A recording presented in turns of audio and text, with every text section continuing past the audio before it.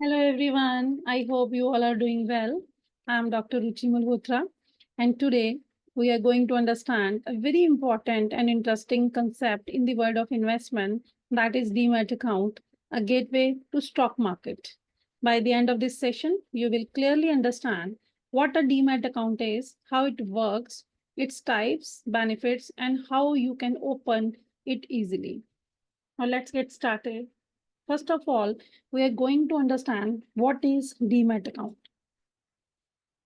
So Demat account stand for dematerialization account. It is used to hold your shares and securities in the electronic form.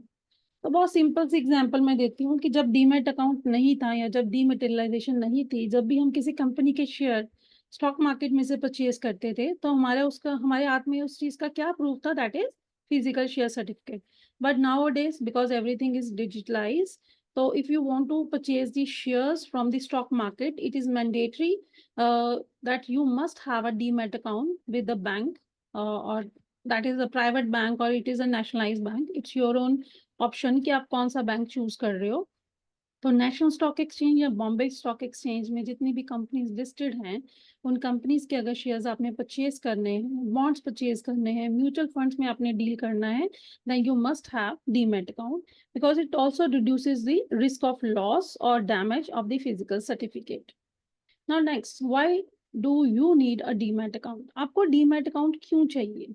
Because it's safe and secure, there is no physical certification, and you can easily buy and sell your securities. What are the three types of accounts that must have everyone if he or she wants to invest in the stock market? Number one, you must have a bank account. Secondly, demat account and trading account. तो मैं simple सी example देती हूँ.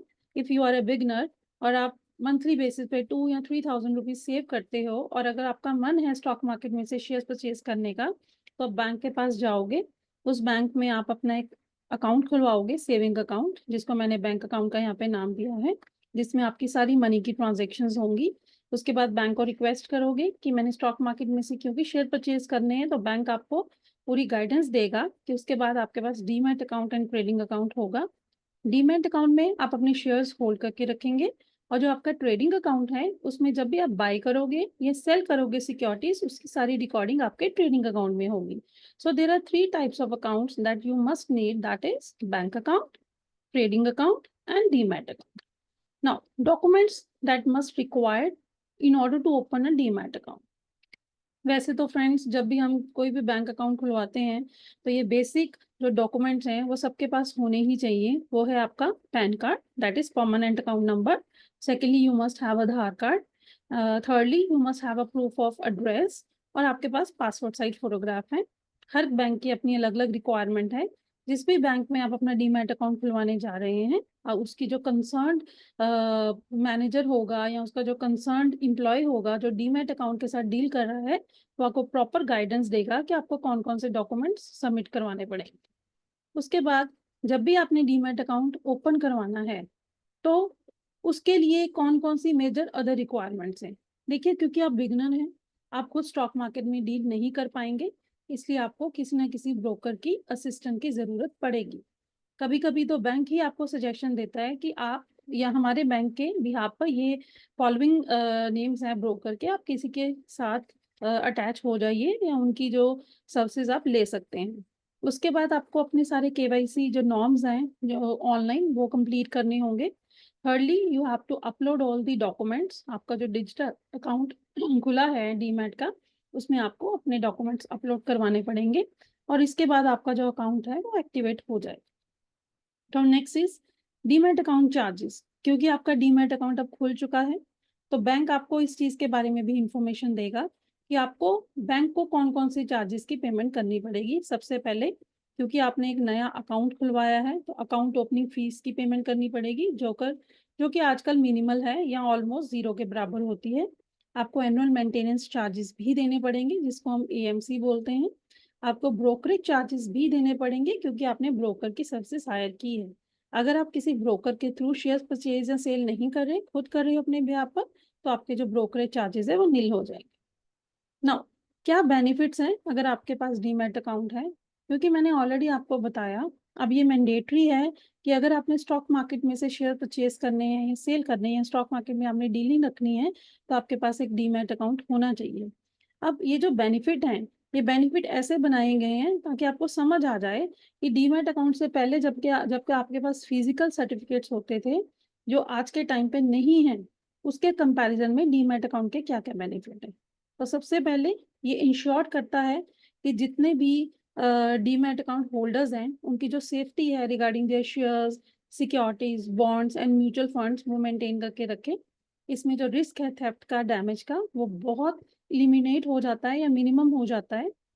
उसके अलावा आपको कोई भी securities या शेयर्स फिजिकल फॉर्म में रखने की कोई ज़रूरत नहीं है। बहुत सिंपल है अपने डीमैट अकाउंट को हैंडल करना।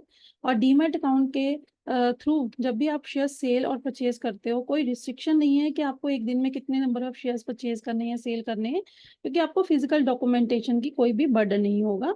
इसके अलावा जो रिस्क है फेक और बग सर्टिफिकेट का, वो भी ज़ीरो हो जाता है in case of your demat account. अपना इन्वेस्टमेंट पोर्टफोलियो की जो लिक्विडिटी है वो बहुत इजीली आप मेंटेन कर पाते हो। इसके अलावा you can easily settle all the transaction electronically within few hours. And finally, if you want to transfer your shares, तब भी आप पेपर वर्क के कंपैरेटिवली डीमैट अकाउंट में बहुत इजीली अपने जो शेयर्स है वो ट्रांसफर कर सकते हो। नाउ अब क्योंकि मैंने काफ़ी आपको इन्फॉर्मेशन दे दी है डीमैट अकाउंट की, और मुझे लगता है कि मेरे सेशन के बाद अगर आप बिगनर हो और आप स्टॉक एक्सचेंज के अंदर डील करना चाहते हो, तो आपको काफ़ी हद तक हेल्प मिल गई होगी कि आपने अपना डीमैट अकाउंट कैसे खुलवाना है। अगर मैं सिंपल शब्दों में समझाऊँ आपको, तो सबसे पहले आपको एक बैंक को अप्रोच करना पड़ेगा जब भी आपने डीमैट अकाउंट खुलवाना है। बाकी सारी जो डिटेल है, अगर आपको आप इनिशियल स्टेज पे हो, बैंक भी आपको स्टेप बाय स्टेप इंस्ट्रक्ट करता ही रहेगा।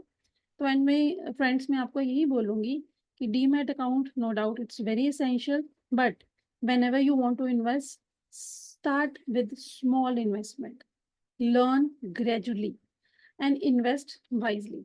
आई होप आप सबको मेरा सेशन पसंद आया होगा।